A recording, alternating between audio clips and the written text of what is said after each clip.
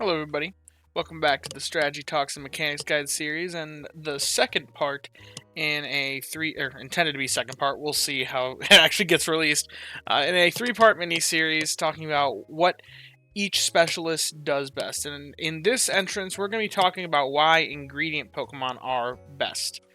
Um, Now, I didn't really have the best things to show on RanX, and my laptop's really struggling with RanX tonight, so it's just going to be pretty much my face, talking about things, talking about points, but I think that can explain some of the topics pretty well. So, what is it? Why are ingredient specialists the best? Well, the first point that I could think of was ingredients are island agnostic. They don't care about matching favored berry in any capacity. When they do, it's a nice little added bonus, but they don't care about matching the favored berry. Now, this may be different coming up here with the advent of expert mode coming out in the end of summer-ish. Late July, early August, they said, is when they're planning on releasing that. That may change the game a little bit, and we may start actually consider typing on ingredient specialists. But as of right now, they're completely island agnostic. There may be some RNG in what meal type is selected, but there are some ingredient Pokemon that can work cross meal type. And if they have a particular ingredient that is valuable for multiple meals, think about your Vikavolt. Earlier, before the coffee release, Beware was kind of this way. And if you have the resources, and you only have ingredient Pokemon that are good for one meal type, and you're willing to spend a lot of diamonds, then you always can force a meal type of your desire with easy travel tickets. Or if you just save up a lot and you want them for a particular week, you are able to choose, you're pseudo able to choose the meal type that you want. Now, another point is that the ingredient products on ingredient mines have the absolute highest base value when accounting for meal level included. So, if we compare the weakest potential ingredient, apples, they have a 90 base value. And in their weakest meal, if you have that meal at level 60, now, when I did these calculations, I actually prepped this a while ago. It can go up to 65 now, so this comparison gets even a bit more insane. But at level 60, they have 323 base value each. A level 60 pincer makes the smallest proc options of the apple farmers for a level 60 proc, which average proc provides 4.3 apples roughly. Or no, that's the average proc across its list. Skeletor produces more, but the procs are smaller. Its average proc produces 4.3 repeating apples, which is 1400 base value. As of right now, the strongest level 60 berry proc in the game is for a dragon-favored berry, Altaria, with Berry Finding S, which is 900 base value, about 500 base value lower. So that's comparing the the lowest potential ingredient producer in the game, just looking at apples alone, with the strongest potential level 60 berry finder. It's not even close. So realistically, they have the highest potential output for the shortest potential time. And you only need to run them for so long to extract their maximum value and capacity. Ingredient Pokemon are flexibly swapped in and off the team when you have enough of a particular ingredient or even multiple working in with a mixed list. Once you hit that cap, then that team slot is flexible to take in a different barrier skills Pokemon or another ingredient Pokemon to make a different ingredient of need.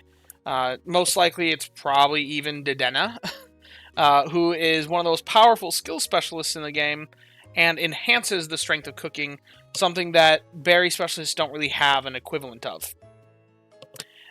They look like the best possible option for the end game as of right now. A lot of people have made comparisons right now to show full ingredient teams being about equal in strength to full berry teams, even when they have favored berries. But every time they increase Mon levels, they also increase meal levels. And cooking as a strategy also gets a buff every time a new ingredient, a new higher value meal gets added into the game, and especially with new ingredients. And if there are two ways for cooking to scale, both with meal size and therefore also the meal base value bonus, as well as the meal level, then that should, in theory, result in double scaling, which means that it should overtake berries in strength way late game. So if it should become strictly better to focus heavier on high value cooking really, really late game, we're talking like level 75, 80, 100, whatever, than what it looks like right now. Right now, I'd say berries and ingredients are probably relatively comparable, but the double scaling, even with just the next meal alone, that may break that bound. So, and you know what? Even calling them comparable now is honestly a bit of a stretch, because to get a comparable berry team, you'd have to have pretty insane stats. Additionally, cooking is the most engaging playstyle to most players.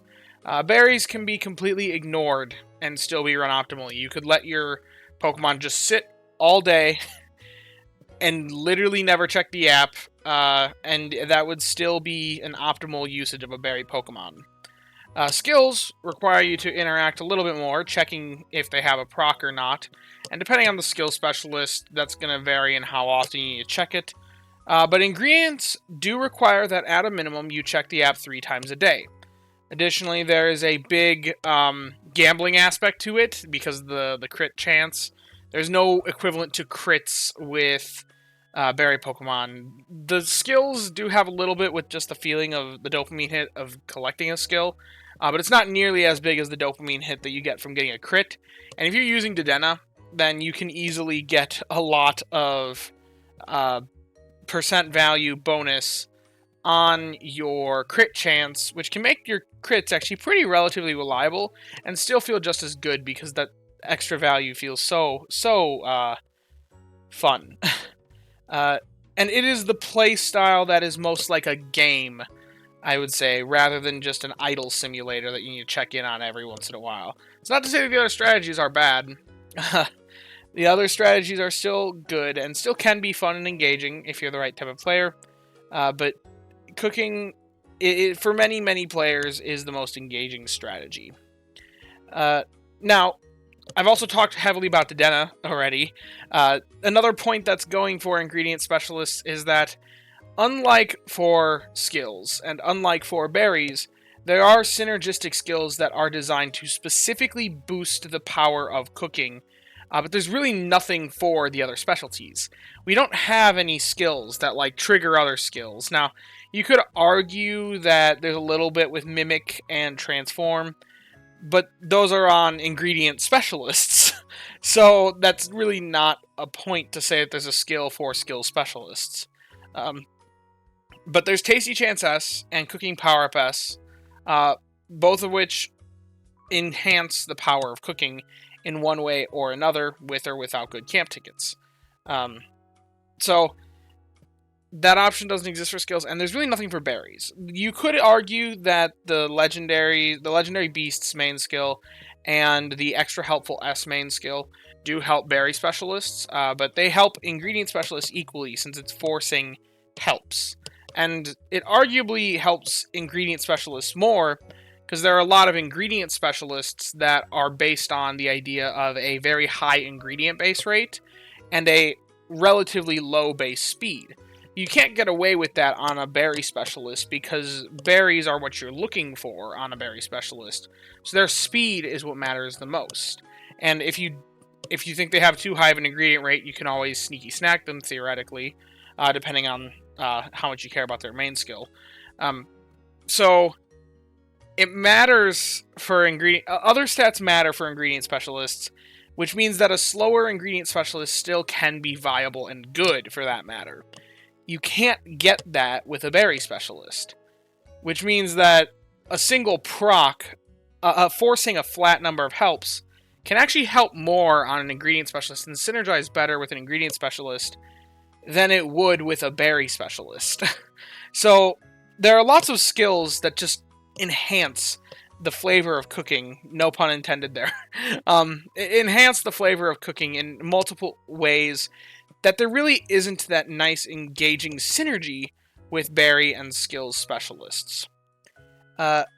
Additionally, there are actually some ingredient specialists that can somewhat do another specialty's job if given the right stat spread, which really isn't the case for the other specialties. Realistically, like, Slacking kind of tries to be a skill specialist, but it kind of falls short. There are some other examples where, like, generally speaking, you wouldn't recommend an off specialty thing trying to do ingredients or even really berries for the most part. But ingredient specialists are weird. There's Dragonite, who for the longest time was very comparable to Altaria and still is pretty comparable to Altaria for raw strength, even with Dragon Berries favored. Because it is so much faster than Altaria, it almost produces about the same amount of berries. Gengar the same thing can be said for it with the net, and that's assuming Berry Fighting S. Meowscarada is a bit farther off from, because, well, there's Weavile, which is even better, and it was always a little bit behind Houndoom as well, so, but it does produce a significant number of berries where it is a strong consideration. And then for skills, honestly, Cramorant, it's not perfect. It's not perfect at the main skill. Dedena's way better, but if you catch a good Cramorant, it may be worth considering skill seeds on, because it kind of functions like a pseudo skill specialist, and that main skill specifically doesn't need a ton of procs to really gain all the strength you possibly could from the Tasty Chance. So, ingredient specialists are the best, I'd say, at using the other forms of their productivity compared to what berry specialists can do and skill specialists can do. So, yeah. If you have enjoyed the video, then be sure to leave a like and subscribe. Down in the description, we'll have a link to join the Discord. You can come join us, hang out, talk about all things Pokemon, Sleep, and the like. And feel free to click that join button if you like what I'm doing here and want to show your support financially. Only do so if you're financially capable of doing so and want to show your support like that. I've got no real rewards for paid members, but the option's there just to show your support. And as always, I thank you all for watching and hope that you all have a wonderful day. Bye-bye now.